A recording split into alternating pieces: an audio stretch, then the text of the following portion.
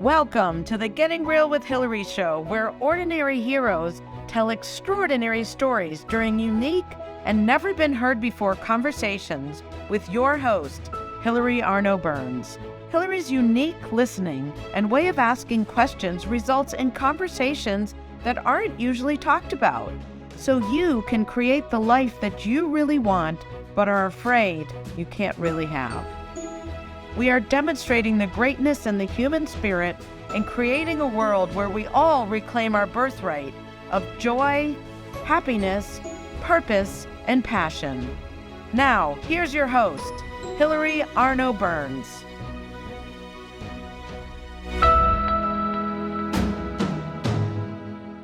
Welcome to the Getting Real with Hilary show. And before I introduce our very special guest today, we're going to see a short video. Asking me if I know how to drive a stick? I'm tired of it. I'll drive your stupid Maserati.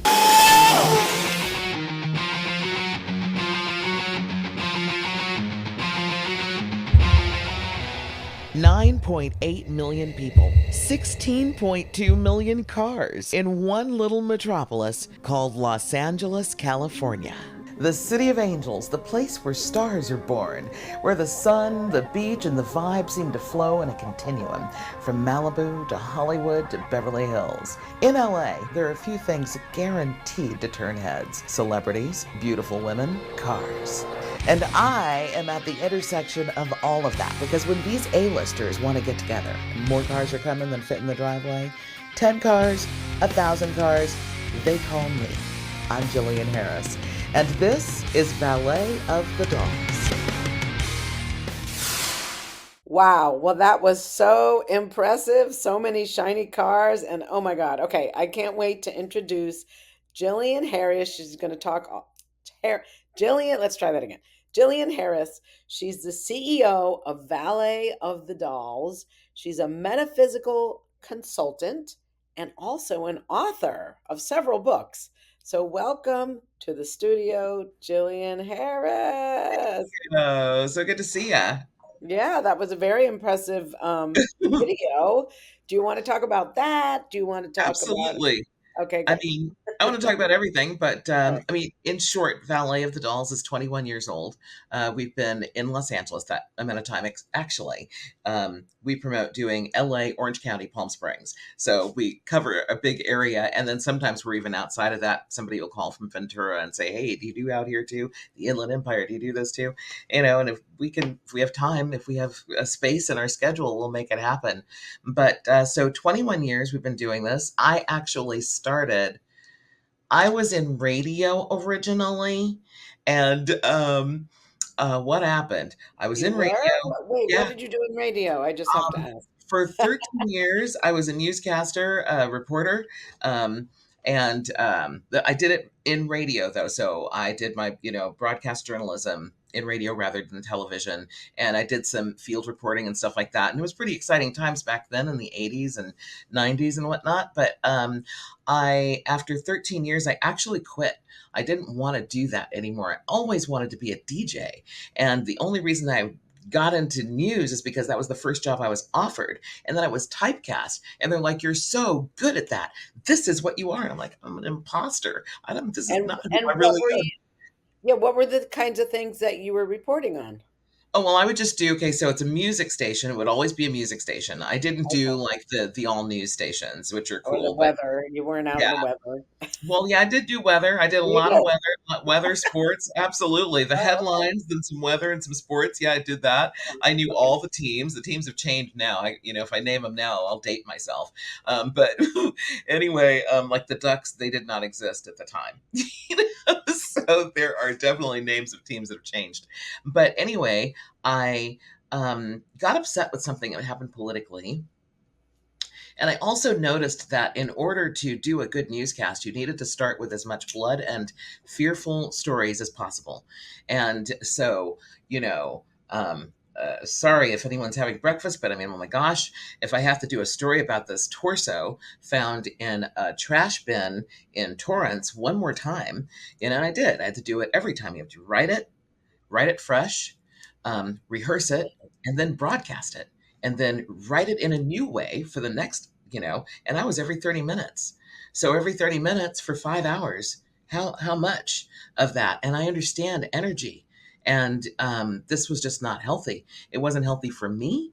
And it was Mm. definitely not healthy for the people that I'm supposed to scare now with this Oh. information. And you only put your nice positive things at the end as your fluffy at the end. So But that's the did way that. they and did they actually say you need to scare them? Or was um that just what you knew no, to it's just do? obvious. That's their lead story. And if you don't do that lead story, what are you doing? Why are you not leading with the lead story? This would be the lead story, the scariest, craziest thing that's happening. Then no, the 5 people who were shot at the bus stop, that's the big story, not some big wonderful thing that's happening. It's the community thing. No, that's not it. So yeah, that's the way it was. And then something happened bigger, where like our country, and it's a world thing, but so we bombed somewhere, I don't know, Libya. This is a long time ago. And then the White House acknowledged, to us, I want to say to me, but to the world, that they had misled reporters and journalists so that we would report a certain thing so as to not let the bad guys, or the guys that they were um, working against, know what they were really up to. And so it led them astray, and it got them off guard, and innocent people got hurt. And I'm like, I was part of that. I hated that. That didn't Oh. feel good. So I allowed myself to, a chain of events happened, and I got out of radio for a minute. I wanted a break. And sorry, I'm going to turn my fan on because I'm in Southern California and it's no joke hot. Um, but yeah, so I allowed myself to kind of take a break from radio. And then the Rodney King riot started.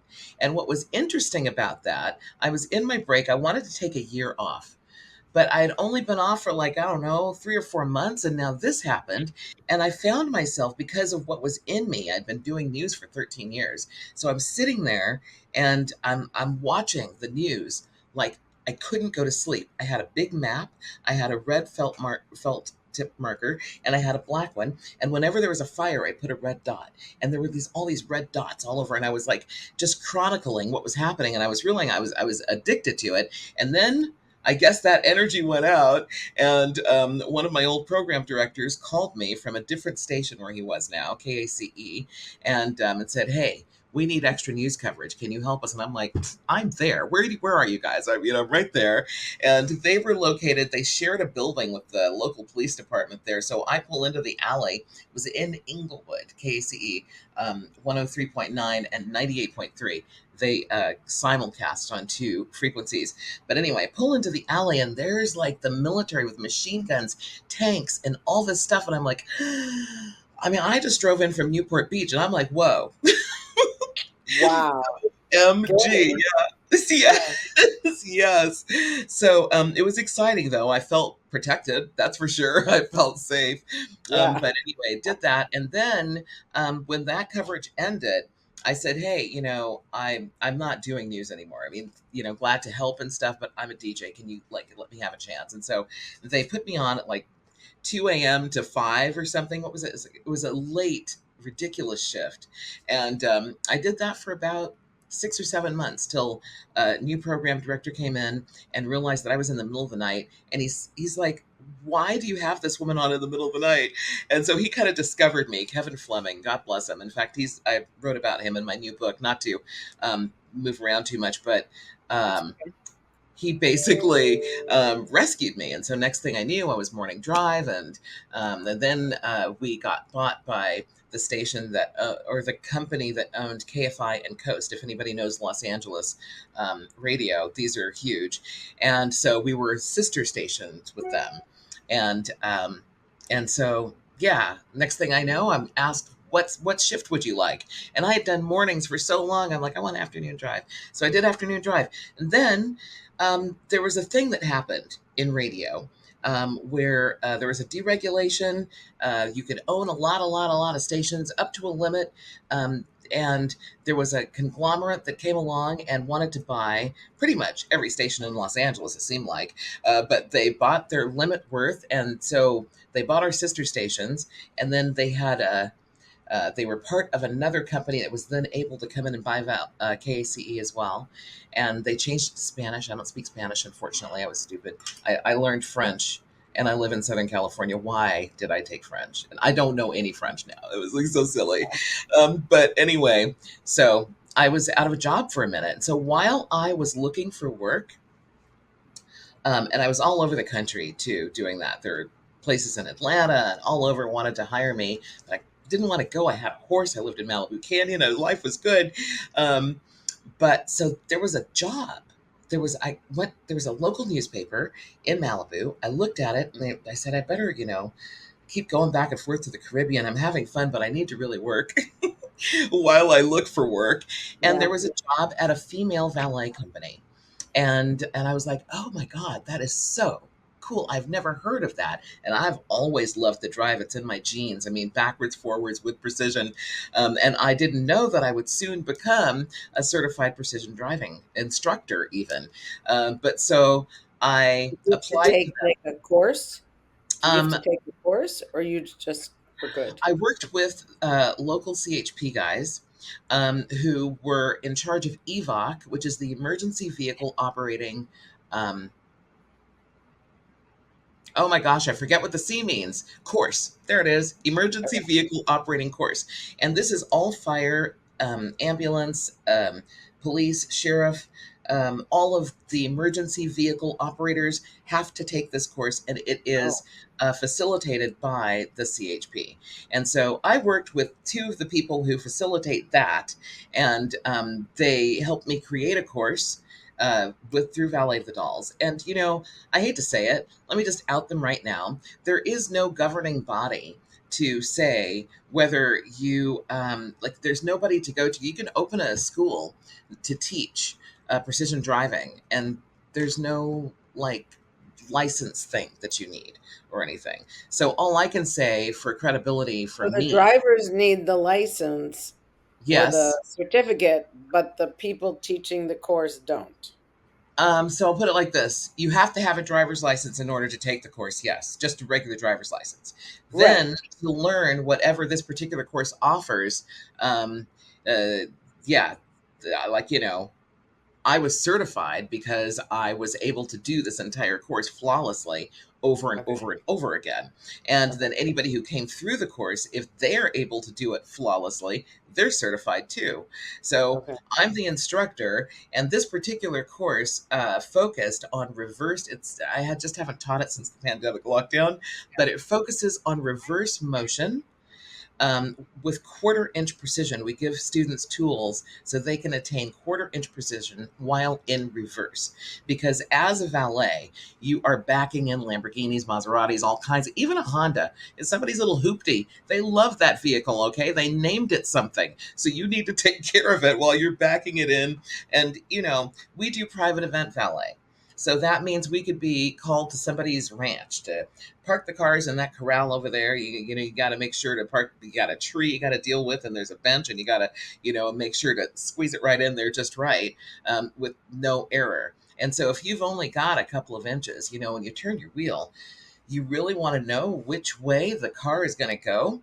There's a question that I love to ask valets. We have a lot of I'm missing my part of the story, but I'm just going to do this and then I'll go back and catch up. Okay. But one of the questions that I ask them in quiz form is, if you're backing up and the left side of your car, for instance, is near the curb or cliff, let's do cliff. Let's not do curb. It's near the cliff. And it's getting closer and closer to the cliff. As you back up, your left side is getting closer and closer, like with inches of the cliff within inches. Which way do you turn the wheel to stop that from happening? Can you tell me, Hilary? No, I'm off. I'm probably off the cliff because I have no sense of direction. So And then also you only have that much time. So left or right?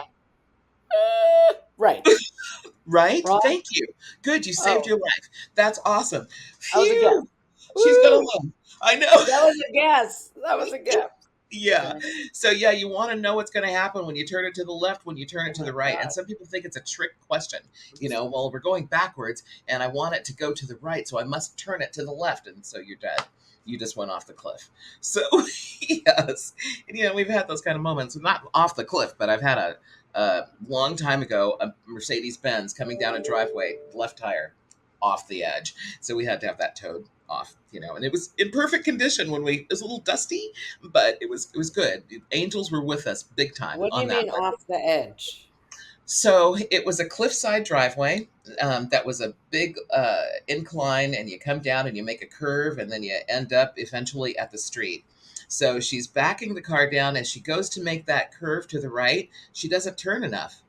She doesn't know what to look at. A lot of people, when they're backing up, they're trying to turn their head and literally think that they can look out the passenger side window like a giraffe or something and be able to see what they need to see. They can't. They need to look at their side view mirrors. You basically keep your head forward and left, right with your side view mirrors to see the side of the car, aim them down, see the road, see where your Yeah. wheels are, and be able to really, and that rear assist thing, you need to know how to do your left, right, side view mirrors, which way to turn the wheel to get the effect you want. And then the rear assist in all these vehicles now can then be icing on the cake. But to only depend on that is not going to help you. You're still going to wiggle around like a worm when you're coming backwards if you don't understand which way to turn your wheel. So And do you think that some people, oh my God, my my watch keeps talking, right? I'm taking it off. I that's keep awesome. hitting something. Bad, bad Siri. Okay. Okay. So, okay. Do you think that some people have the aptitude for driving and others don't, or do you think you can learn it? Oh, you Like, can I feel like absolutely learn it. Oh, you can so you learn it. can. Oh, And so that's why I did the course.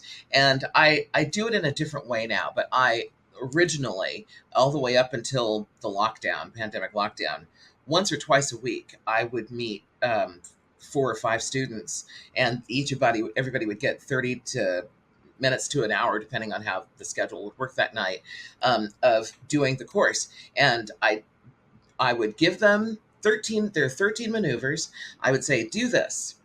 So they do the first maneuver. They say they got to go forward and back in with a right turn to a parking space.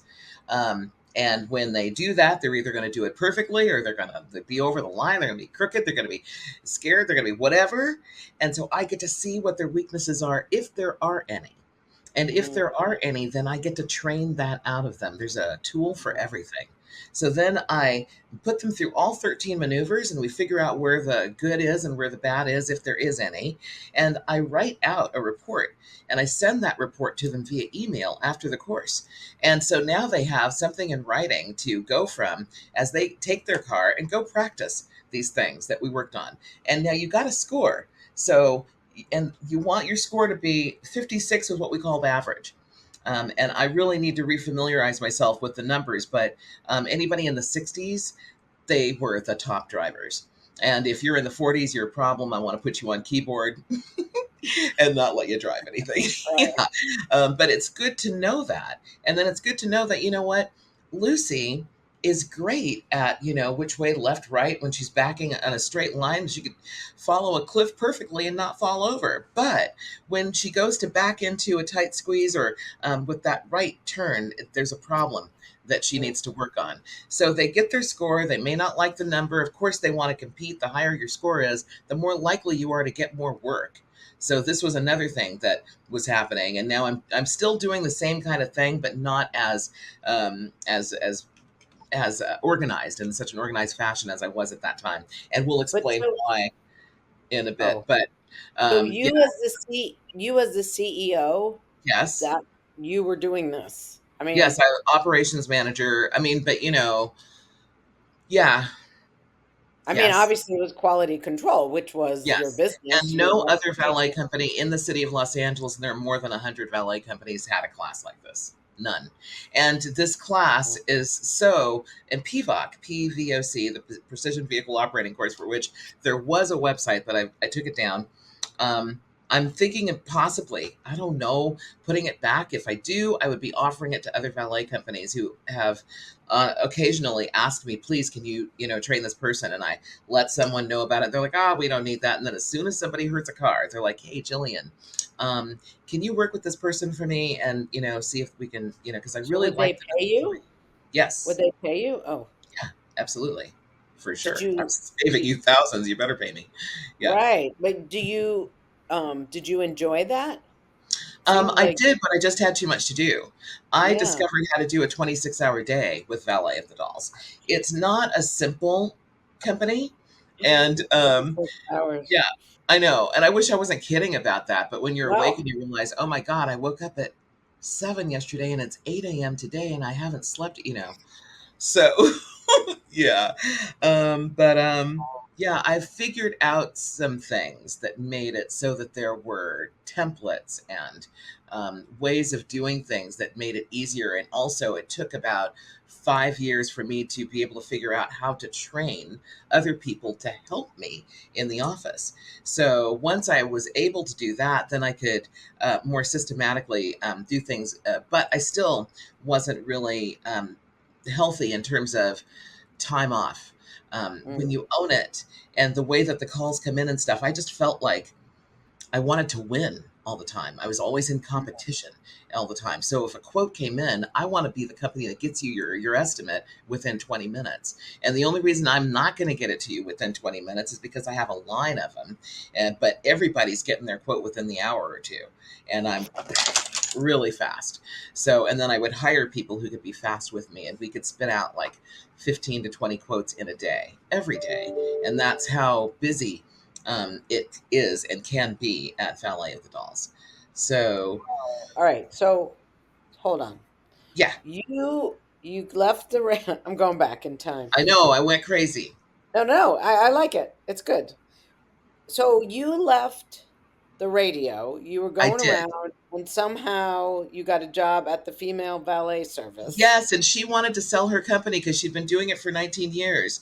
And I said, Oh, okay. hey, Okay. show me how to do this. Let me run your company for you, because she was going to meet with some people who were going to buy it, and the deal fell through. I said, if it falls through, let me run your company for you.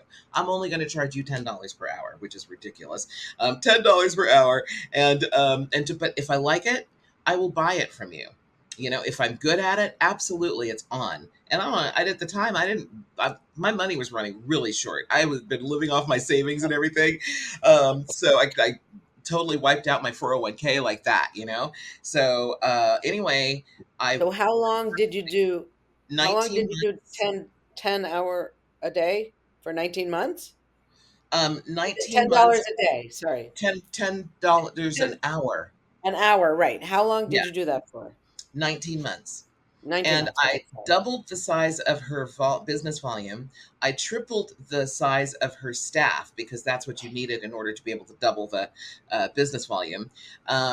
And she had never, ever seen profit like that before. And so I was doing the valet's theme dressing and stuff like that. The party planners just absolutely loved me. For $10 an hour? Mhm. Or did Yeah, you get part of the profits? no, I Oh did not. my God. Okay. Yes. And the previous person she had was like a 15 or 16 an hour. And this was back in 2000. So it's a bit ago. Yeah. But anyway, Anyway, so we didn't get along very well. She fired me. And she also was what? turning down all of the offers that I made her. I had investors and everything, and my investors were like going away because it was taking her too long. And she was, the sweat equity that I put into her, she was not, had no respect for that. That was like not even part of it. She wanted 60,000 cash, period. End of subject. I'm like, okay.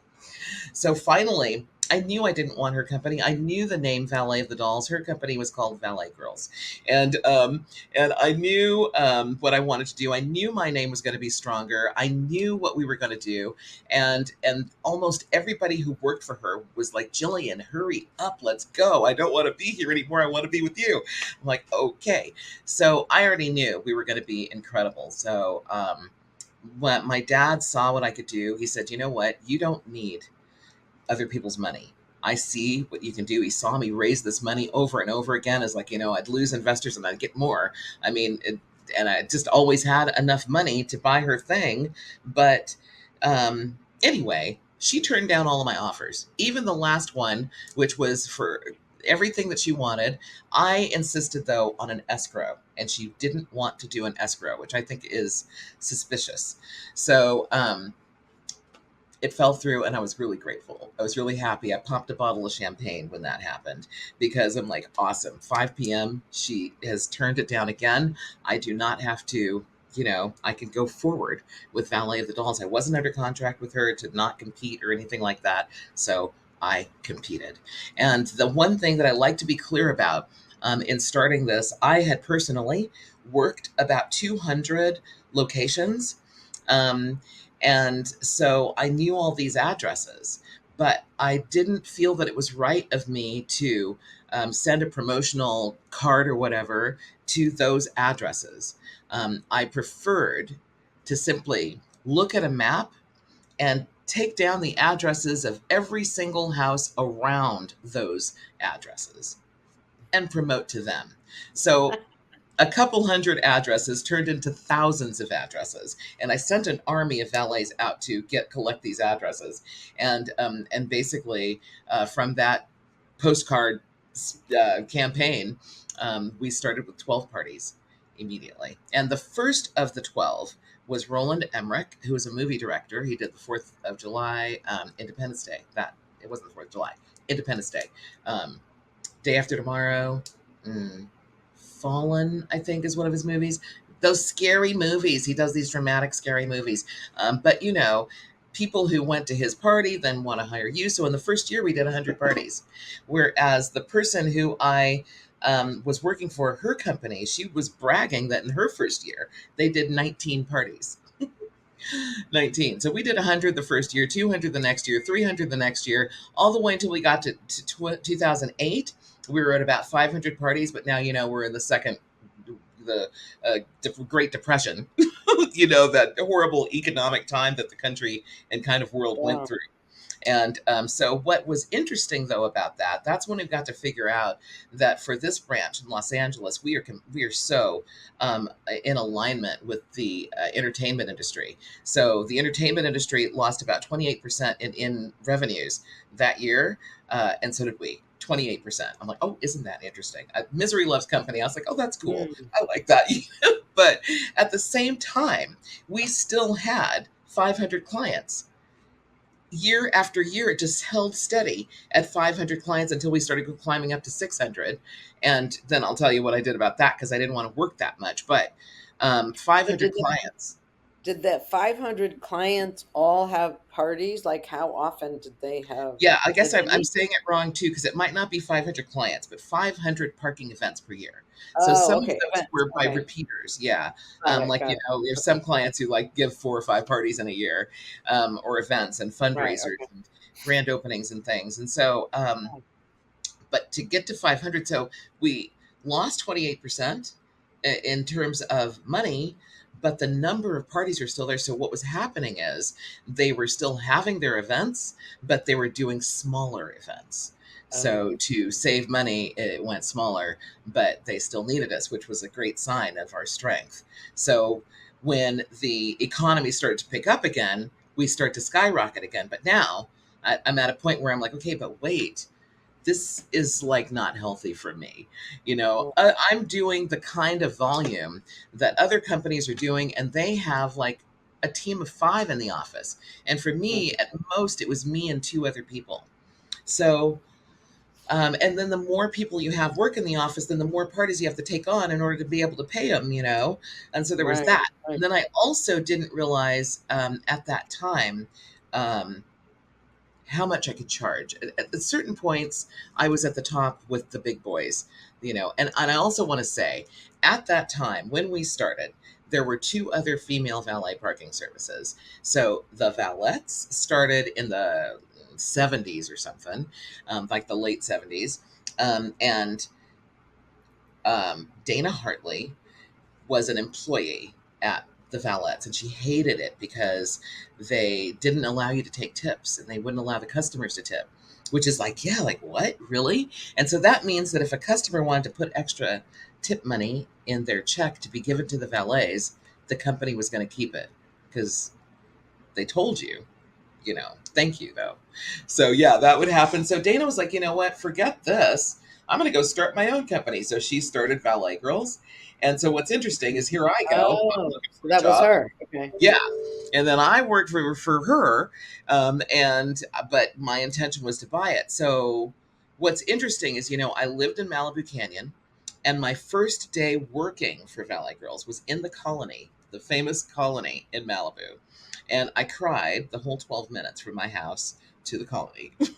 Like, oh my God, here I just get out of radio. I mean, I had a bodyguard, I had my own driver, I was going, public appearances because I was finally an air personality instead of a newscaster. It was just like, all that. And now I'm going to go park cars. So emotionally, psychologically, I had something that I needed to deal with and grow through. And I'm so glad that I did, because I actually was mistakenly identifying myself with what I did for a living. And that's not healthy or real or true, And so I know a lot of people do that. They think they're all that, and then all of a sudden they lose that job and they feel like they're nothing. Well, oh my gosh, something's wrong with that picture. So I needed to get that I am this incredible spirit being, regardless of what it is that I'm actually doing. So, so that was beautiful to know, and that helped me. But anyway, yeah, I cried all the way to the job. Oh, I was wearing white shorts. This woman did not know how to dress her valets. Okay. It was like, until I started to run the company, and then we got really cool, but white shorts, a white buttoned up shirt, and a light bubblegum pink bow tie kind of reminded me of the milkmen in the 50s. Milk. I'm like, oh my gosh. But anyway, so I go into the Colony. The first car that I drive is an Aston Martin. It's brand spanking new. It has no plates. I just happened to know that was a $200,000 car. My tears were gone. I was like crying. What? No, this is, oh my goodness. And all of the cars that were coming, I'm like, wow. And now I'm suddenly enamored with this product, this business, this service. And so that's why I knew that she was taking meetings to sell it. She was tired. I can see how, and I understand why she got tired. 19 years. But so that's why I made the offer. So then I worked for her. Then she fired me. And pretty much instantly I started Valet of the Dolls. My dad said, listen, you don't need investors. I'm going to give you the money that you need. And my grandmother, who liked to mimic my dad, said, I'm going to give you money too. And so I'm cool. Awesome. Wow. All right. We're going to hold that thought. That's amazing. And then we're going to come back after a word from our sponsor and continue the rest of the story. All right. We'll see you in a minute.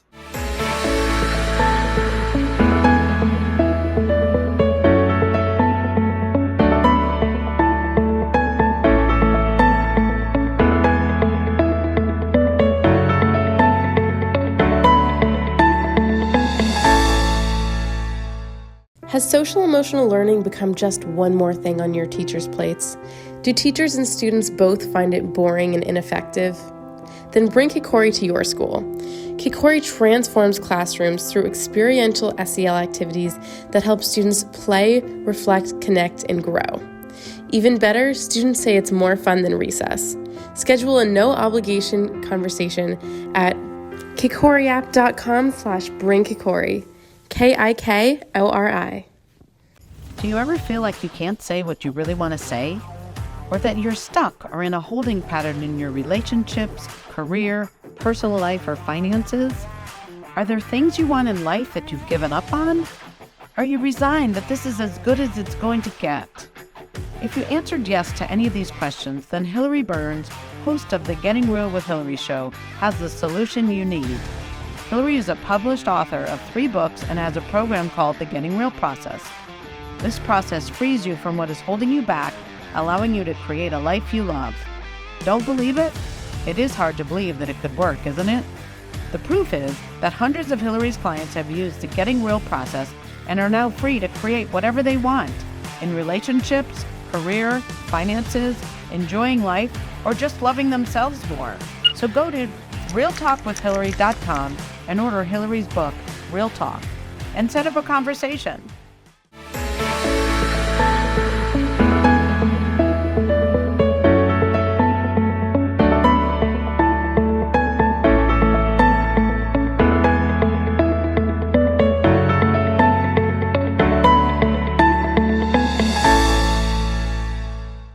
thank you, as always, to our sponsor, KikoriApp.com. If you want to bring I always say it wrong, experiential, social emotional learning to your children at schools, to your teams, to your businesses, go to KikoriApp.com and schedule a time to talk to them. And if you would like some summer reading, I know Jillian has written her own books. I'm going to show you mine, as always, my memoir, The Second Piece of French Toast. If you want some juicy reading, yes, it was courageous, and you're not allowed to judge me. Always have to add that. And then if you find yourself on a different side of life and you want to have more fun, you're tired of being on the dark side, get this. It's called Your Bullshit is Your Blessing. It's techniques for moving from what I call the left side of life back to the right, where things are way more fun, more possibility. And you can get all these on Amazon. Just Google or search Hilary Burns or Hilary Arno Burns. That's my maiden name, Arnow.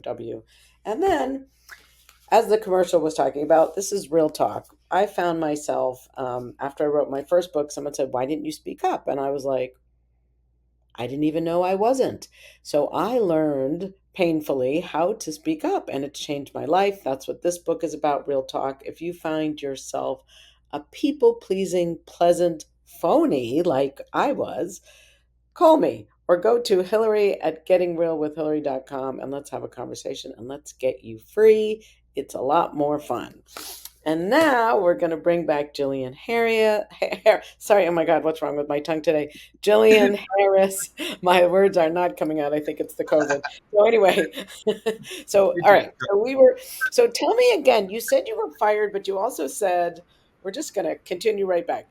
Okay. You said you were fired, but you also said you tried to buy it. What was the timing of that? I don't know why it's stuck in the my timing brain. over about 4 months, 4 or 5 months, maybe So when did 6. she fire you? She fired me in December of 2002. Okay, and then you kept trying to buy it, or after Oh that no, you just well, said, yeah, I wanted to make her one more offer because I kept trying to negotiate with her.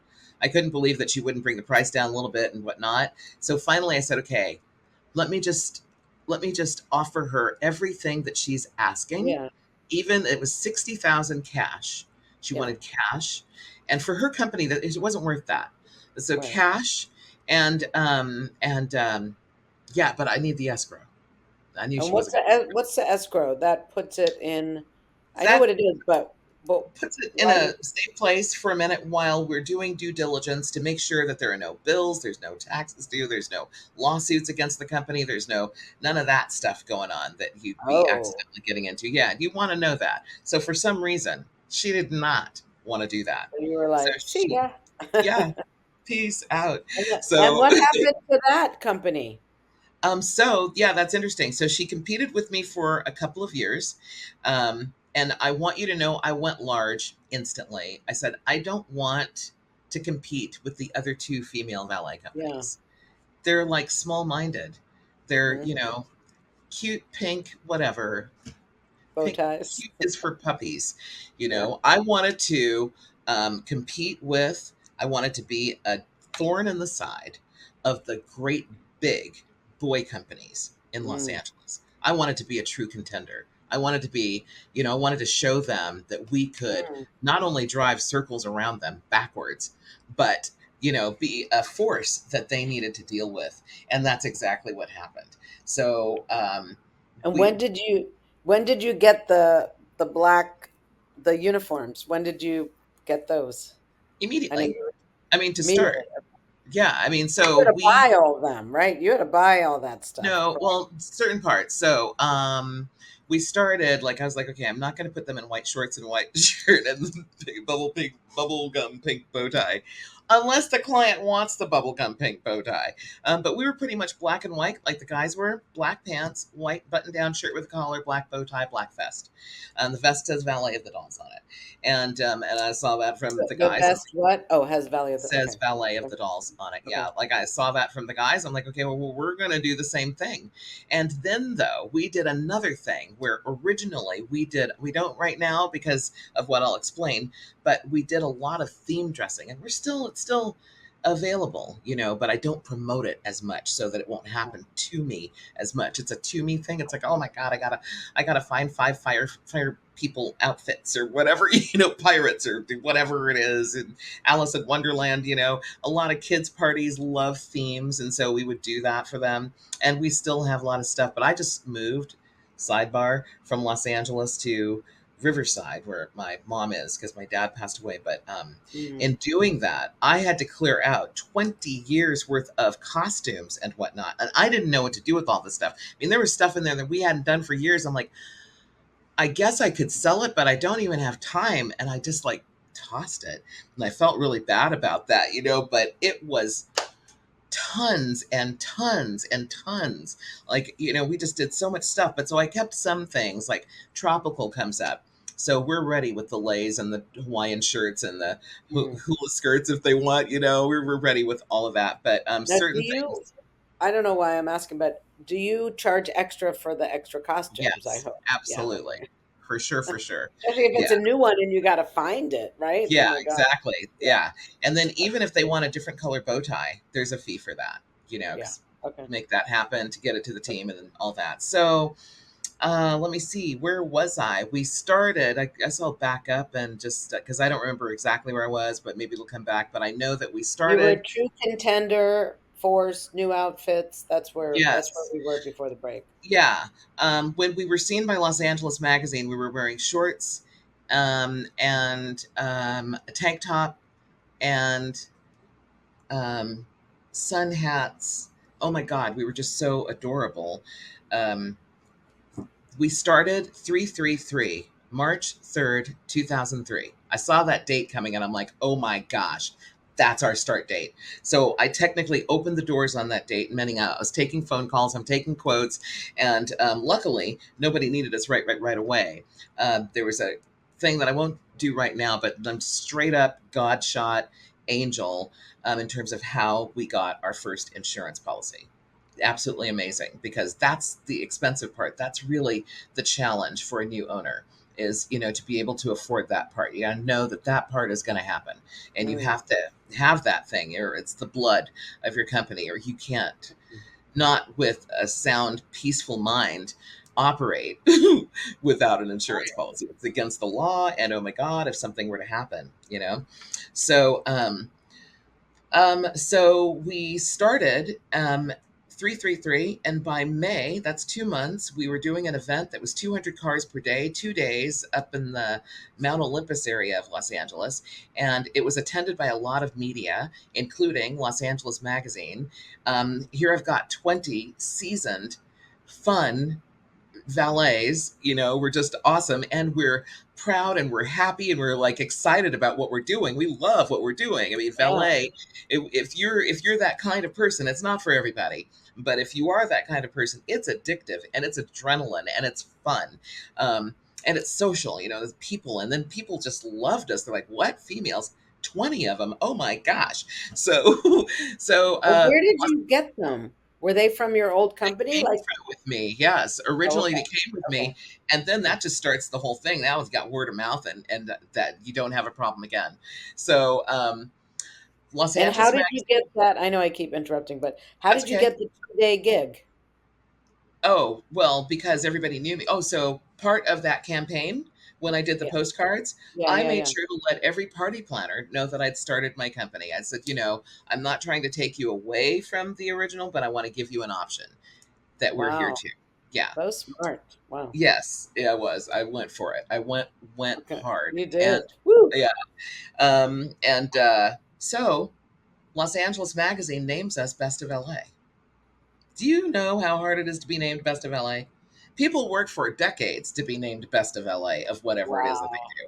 So Wow. Best Ballet of LA, what does that unleash? Every single television station, every newscast, every magazine, newspapers around the globe in markets that I didn't even need were like wanting to do a story on Valet of the Dolls. We were constantly, we even came up with a code, It's a C5 plus. If Valet saw that on their party info email, they knew that there was going to be media there focused on us. So put your makeup on, be pretty, don't be shy on that particular day.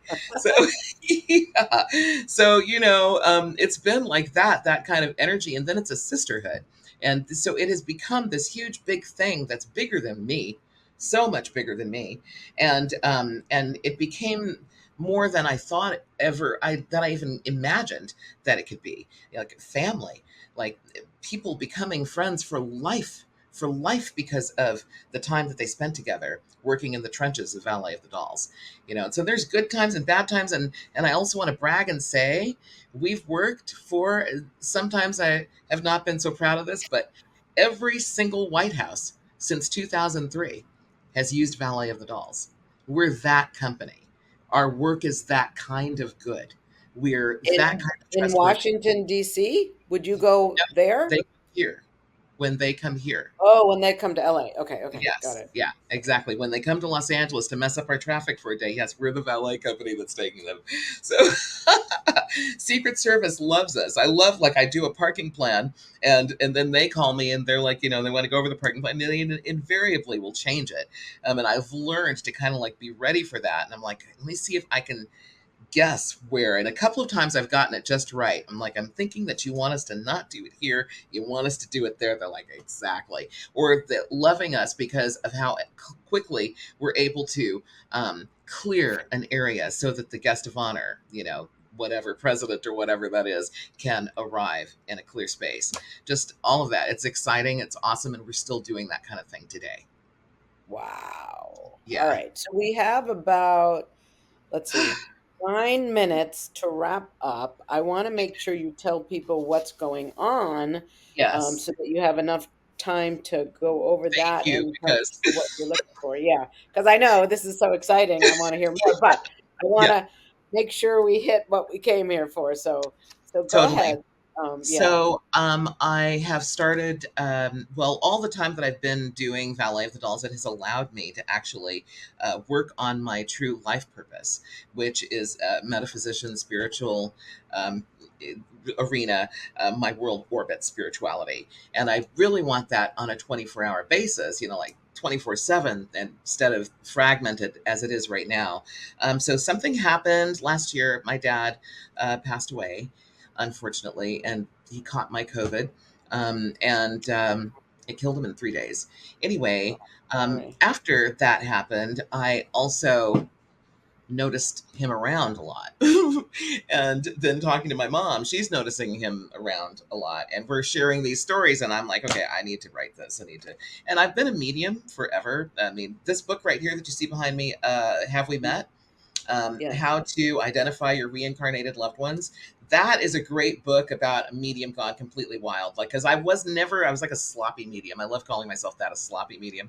But I have become a lot more organized at it now and being able to control it and whatnot. And so, what I decided after I'm writing out all of these things of my dad showing me just how not dead he is, as I decided I wanted to share with people. When I would share with folks out in the world, they'd look at me like, they love that what they're hearing, but they so wish that they could do the same. And so I wanted to teach people how it is that I do what I do. And so that, of course, has made me look at the gift of mediumship and all of the rest of the clairs, the clairsentience, clairaudience, clair, all of that, in a totally different way, and realizing that we all are natural at that, but we just need to operate differently. And we're not taught that as a regular thing, like in school and whatnot, how to function as a spirit being. It's all how to function in the physical, and whatnot. So I've started a school, and it is a metaphysical academy, and it's called Stargate Adventure. I'm very excited. The website is almost done. Give it another week or so, stargateadventure.com. But I'm teaching 3 things: mediumship, Reiki. I'm a Reiki master teacher too, Wow. and intention, which I've been teaching intention for, conscious creation for about 12 years. I loved Valet of the Dolls for allowing me to go to school. I got my master's degree in spiritual psychology, and I didn't need a loan. So the Which company one? has done things like that for me. Which school did you go to? USM, the University of Santa Monica. I was looking at that school. Yeah, oh my God, Wow. loved it. Loved it. OMG, changed my life completely. Loved Wow. it. Yeah. So, yeah, so I'm making this commitment to move on. And now I need to, release myself from Valet of the Dolls, but I need to put it in the right hands. And so there was a company that was going to buy it. They've been talking about it for years. When are you going to be done, Jillian? When are you going to be done? So I call them. I'm like, yo, I think I'm finished now. But what I learn is what they're anxious for, because when I reach a certain level, I don't allow myself to be too busy anymore. Used to. 19 parties in a day was nothing for me. Sending out 100 and something valets in a day was nothing for me, but it would stress me out. So I guess it Mm, was something. So I yeah. swore that off. And so I have now put a limit on it. And when I have too many parties, I give them away to a few select companies. So this Mm, was one company that they get a lot of my parties, and they actually even give me a kickback, which I appreciate. But anyway, so they know how busy I am. The truth came out that he says, I don't want a female valet company, but I'll take your phone number, I'll take your website. Please do not just close. Please let me, they want to buy it. They want to buy it for a substantial amount of money, mm, and then be done with female valet. And I, you know, I could go on, but I just see the time.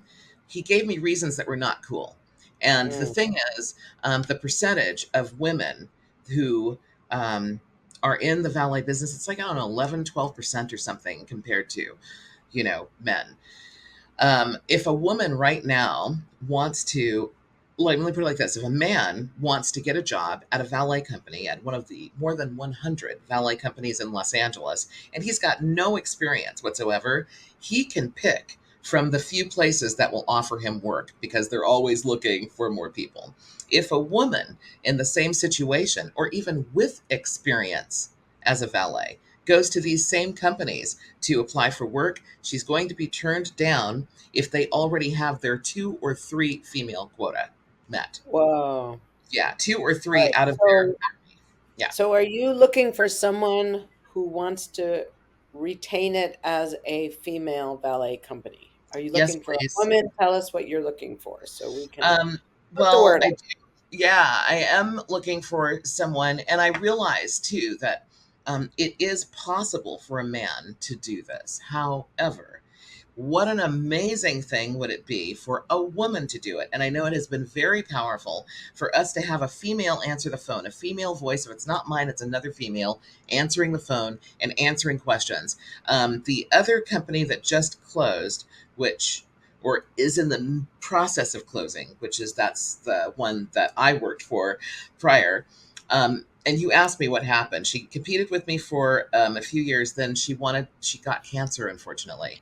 And in order to fight that, she knew she needed to not be stressed out. So she sold the company so that she could heal. And then the new company, it was a couple, and the man ended up in court. And the court told him he could not have anything to do with this company anymore, or another valet company, because of the exploitation that he was doing. I mean, he had a website up with girls in bikinis, and there was not even a car key in the picture. I'm like, what are you actually selling?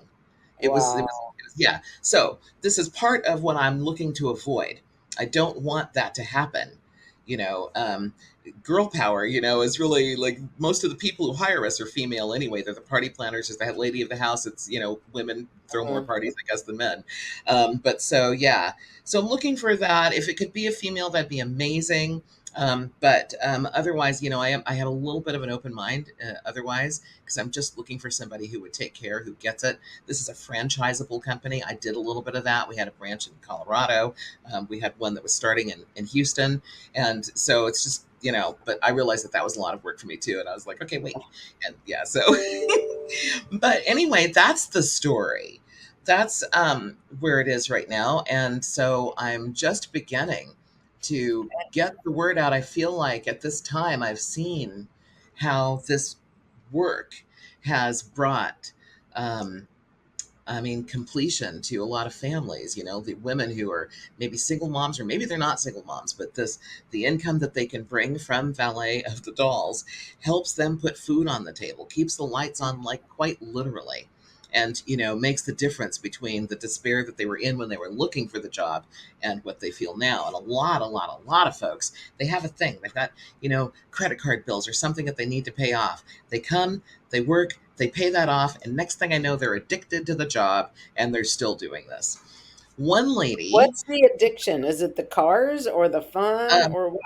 it's everything. It's the cars. It's the way that we're received. It's the company that you're keeping. It's the places that you're going. It's never the same place every day. It's like at a restaurant where you're doing the same place. It's never like that. And we're just so appreciated. I mean, people, it's not like folks are showing off having valet. The days where it was cool to walk in heels a block to a party, that ended in high school, maybe college. But after that, it was no longer cute or fun, So we're needed, absolutely needed. And so that's why. And it becomes like a family. So, yeah. Oh, all right. So if you're looking for a business, if you're looking to help women, if you want a business that's already existing, I mean, look at that community, helping women get out of debt, getting them so much addicted to power. making money. Yeah, power. Then where do they reach you? I know you're. The website is valetofthedolls.com. And remember, valet is one L. So folks think it's like ballet, but no, it's one VALET. Of the dolls with an S.com. Or you can email me, park@valetofthedolls.com. And so there you go. Wow. All right. Yeah. So we have about, 30 seconds. What is your vision? I know you do so many things, but in just a couple sentences, what would you hope the world looks like in 5 years from now? Okay, in 5 years, Valet of the Dolls is still open and operating and thriving, and I'm not part of it. And I am thriving in my Stargate adventure, orbiting the realm of spirituality and metaphysics on a day-to-day basis. That's what I see 5 years from now. And what has stargazing done for the world? It's not stargazing, it's Stargate adventure. Stargate is the Sorry. Okay. That's okay. It's kind of the portal through which. Yes. So let's say that's up and successful. What is the difference that has made? That's what I was trying to say in the world. Stargate has been a portal for people. Thousands of people have been able to use the learning process to actually experience themselves as their authentic spiritual beings, so that they are limitless and being able to expand on that and live their lives fully. Wow. Yeah. Amazing. Incredible. All right. Let's make this happen, baby. Woohoo. Thank you so much. Thank you, Jillian. This has been so much fun. Let's do this thing. I love it. Thank you. All right. We'll see you next week, everyone. Bye. Thank you for watching this episode. I started Getting Real with Hilary when I discovered that I was a people-pleasing, pleasant phony and wanted to be more of my real self. We can grow together if you will like the show, subscribe to my channel, and share this episode with your friends and family so that we can have a world that's more real.